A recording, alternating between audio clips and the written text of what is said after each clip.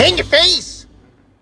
So when it comes to, you know, our community, the Comic Con, the anime conventions and stuff like that, what's a really big misconception about it? Like, there's somebody who is on the outside looking in. They've never been a part of this world that we're in. What's a big misconception? Like something that they may not know or they don't understand. That, that people in the nerd or geek community are different from them. You know, um, we're all regular people, work 9 to 5s, or police officers, or a fireman, or a teacher, or the person who works in the law firm. They're regular people just like you all.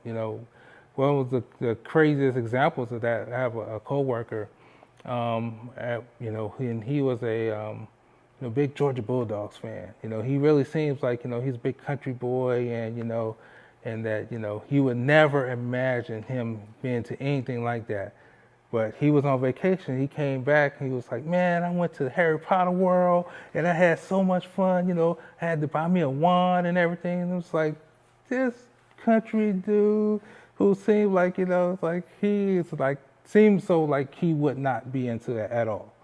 But he was big Harry Potter fan, big Harry Potter dude.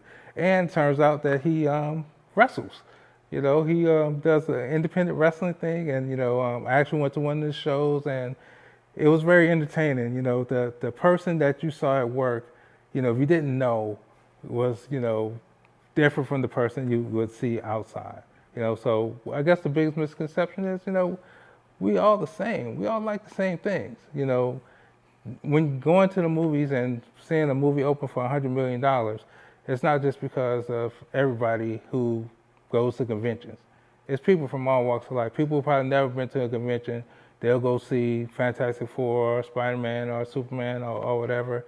They enjoy it just as much. We all the same. We all like this same stuff, and so I guess that would be what I consider the biggest misconception.